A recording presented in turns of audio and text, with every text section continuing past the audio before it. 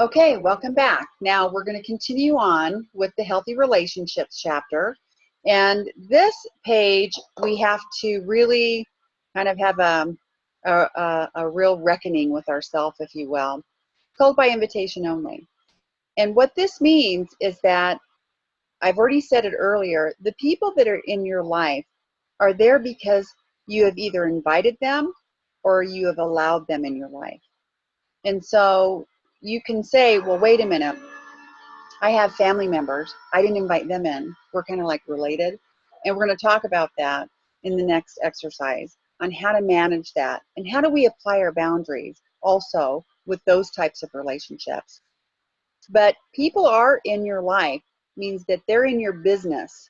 They're in your everyday decision making. They have the greatest influence because you've allowed them to hold that position in your life. And so, what does this mean to you by invitation only? And what are some ways you can apply this in your life right now? So, you have to have a real honest discussion with yourself and, make a list. These people aren't the most healthy for me. And because of that, I need to apply some of the principles that I'm learning in order to manage those relationships.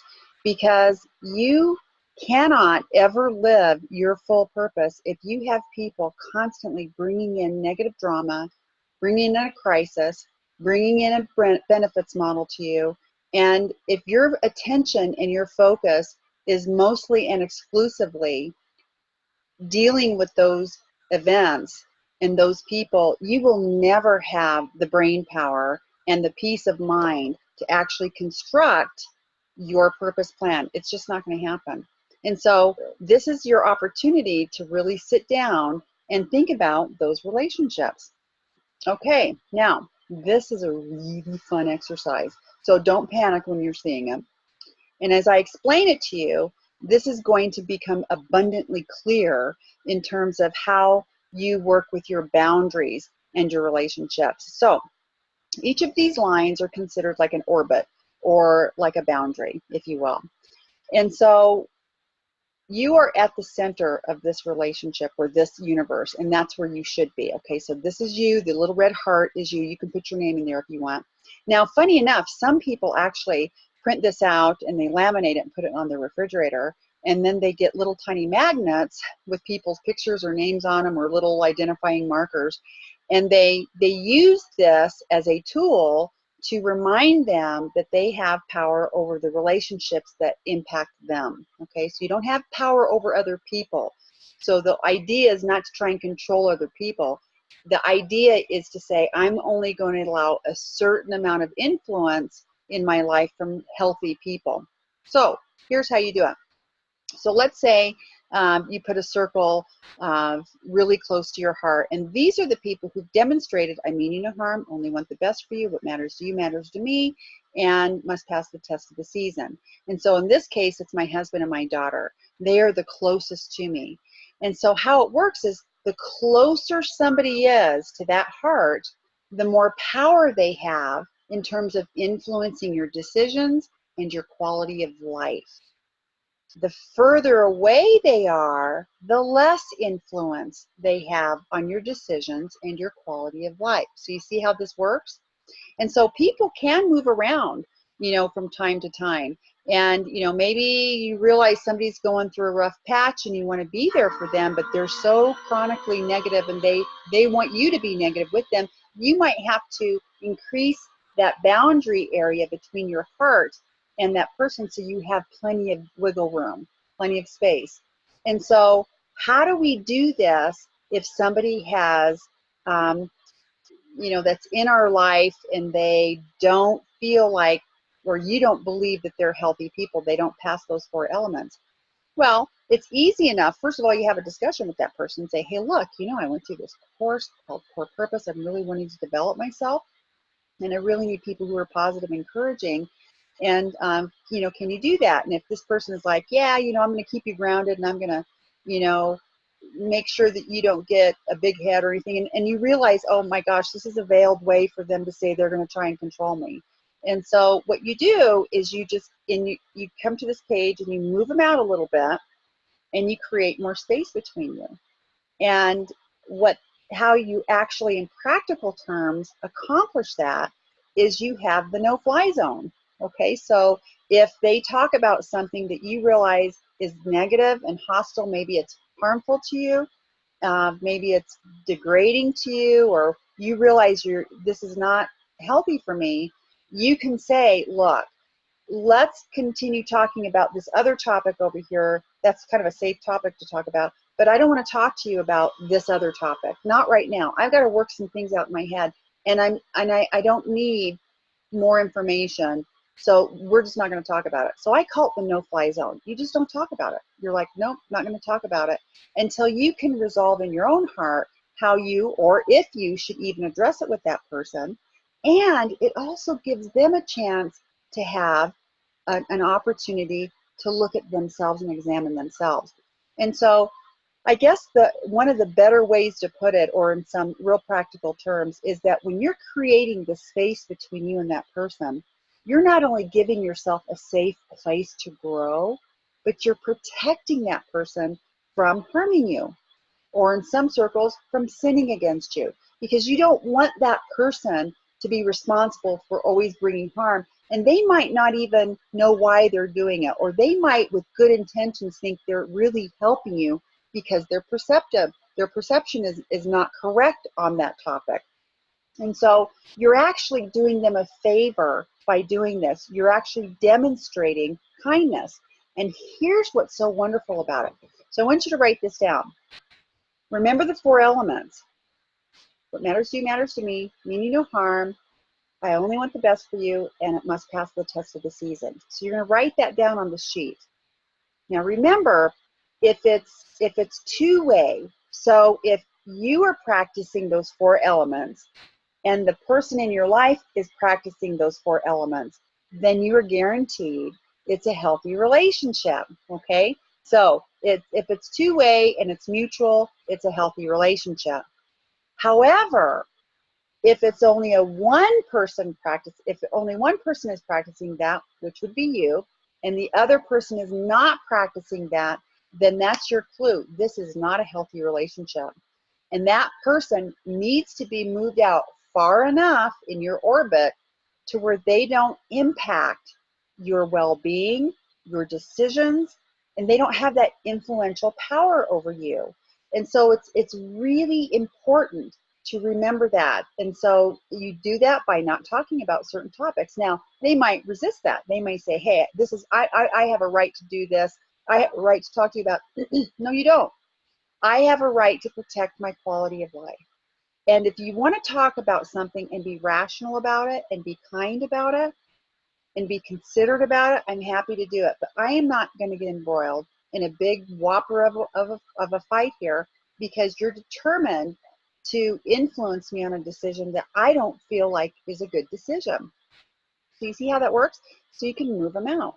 Now, what happens in a case if somebody has really betrayed you and really harmed you? Well, let's say they were a family member and they were really close to your heart, and bam, there was not just one, but there was some serious betrayal going on, and you realize this person is not even really safe, to be around. Well, you can move that person out far away, and it doesn't mean you're cutting these people off, because I don't advocate that. I think that that's kind of a mistake. That's pretty drastic, and this world is full of people who are always cutting everybody off, and then nobody talks. And so you can put that person way out there, and there may be a season where you're not having any kind of contact with that person. And what if they've just been, what if they're like that way for a long time? You keep them out as far as they need to be so that they don't influence your quality of life and your decisions and your well-being. That person needs to stay out there.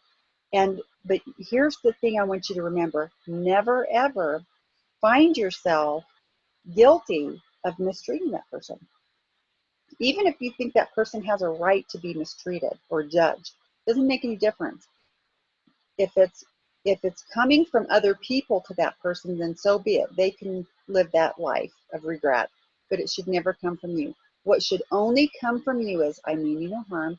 I only want the best for you. What matters to you matters to me, and I will pass the test of the seasons. And so you're actually protecting yourself from getting involved in issues that you will later need to deal with forgiveness on.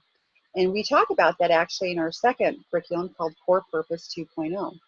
And so how you're going to do this is if that person is way out there in another orbit and they call you and they want to get all negative, you control the conversation, because remember, you are in control of your own life.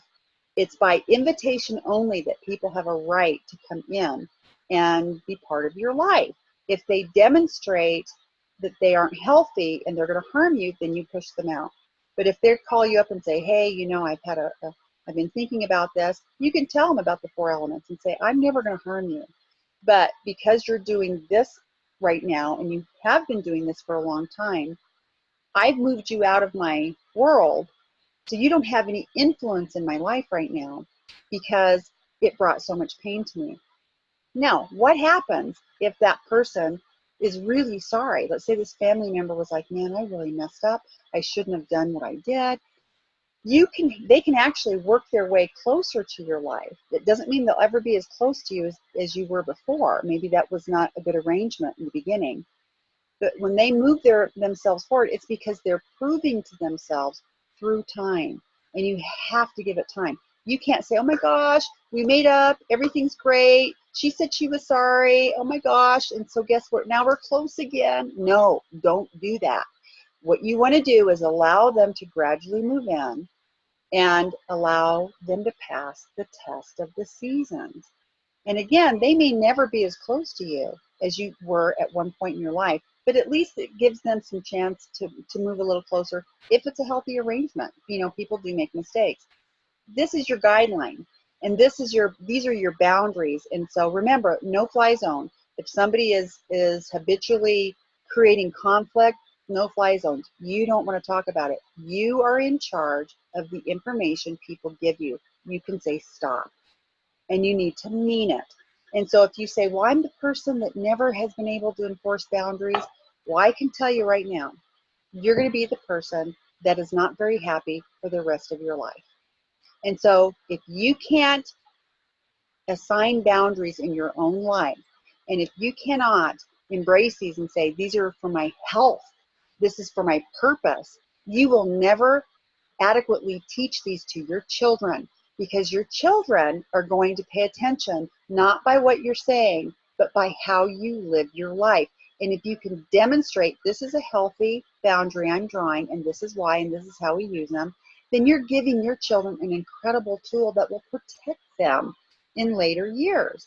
And so make sure that you're applying them to yourself, and so that you can actually say, you know what, it was tough. Let me tell you, learning about boundaries is hard. Understanding how to apply them can be difficult for some personalities, more so maybe than others. And I get that, but there's no reason in the world why you can't be the person that does it, okay? So everybody can. You can create a safe place for yourself that people don't come through and penetrate to where they harm you, okay? So that's actually how you do it. You can use this with magnets and move things around, and really have an opportunity to look at these relationships, and it will become so secondhand to you after a while. It'll be like, I totally get what's going on. I totally know what I'm going to do, and it won't be difficult. If you think it's a challenge right now, it's just because you're not used to it. Remember, if you change what you think, you'll change what you see and do. And today's life lesson with chapter 3 is nothing changes when nothing changes. So you have to rethink what you think about boundaries, okay? Now, these next couple of pages, 1, 2, 3, we have 3 pages here. These are 5 qualities of healthy and successful people. And what I want you to do is spend some time by yourself, and I want you to think about these 5 elements: purpose, truth, problem solver, somebody who is easily adaptable to change, is not afraid of change, or well, may not like the idea of change, but they full on go into it when they realize it's important, of healthy relationships, and positive thinking. And so what you're going to do is you're going to read through each one of these descriptions, and I want you to start thinking about the people in your life that may have one or more of these qualities. Now, if you say, look, I don't know anybody at all, well, I'm going to tell you, you need to start looking for people in different arenas then. And so if you hang out with the same group all the time, then maybe you need to start getting involved with your community, with women's groups or men's groups, or maybe you need to get involved in your faith group where you get involved with some other groups there, but you need to start accessing other people in different networks. It's kind of like fishing from another pond. If you fish this pond out, my dad used to say, you go to another pond. Okay, so if your pond is fished out, you need to move to another pond. And so it may mean taking a class at the local college. What you're wanting to do is you need to expose yourself to other people so that you can actually tap into some of these qualities that you need. Because I think that modeling is such a huge part of how we learn. And it's important for you to associate with these people who have these qualities so that they can help you understand why it's such a good thing to use this quality and why it helps them and how it helps them as they live their life of purpose. So you're going to spend a few minutes after we end the session, and you're going to finish these pages. And then I want you to just to, kind of go through the other pages that we've already gone through and start allowing them to, ruminate in your mind and how you're going to apply this more. And again, after this chapter, we'll have a review again, but at least right now, this is stuff it's new material, so really start paying attention to how you can actually implement this to your life. Okay, so, and then this particular exercise is called ACT. And if you're in a situation where it's really unhealthy, and especially if there's a dangerous element involved, we want you to make sure that you can always leave those relationships. And so it's an acronym for assess. You have to look at the person in your life and you have to say, hey, is this going to be a positive or negative influence in my life? And I need to not have this in my life. You need to have the courage to say, hey, I can talk with this person and say, this is what's happening. I need to create some space between us if we can't make some changes here because it's so unhealthy. It's becoming so toxic in my life.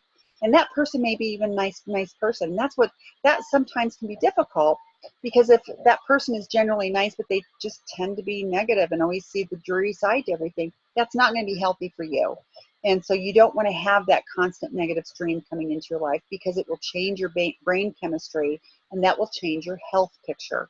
And so you need to be courageous to address that. And then you need to know when to transition out of that relationship. And so take some time to reflect on this. If you have people in your life where you do need to implement this, then just do it. If it's just a matter of really just widening some boundaries, that's really helpful because this particular activity can be used just with enhancing some of those boundaries. Okay, so you have some more homework to do and you have some things to think about, and I look forward to catching with you. I think it's going to be our last session for this chapter. Okay.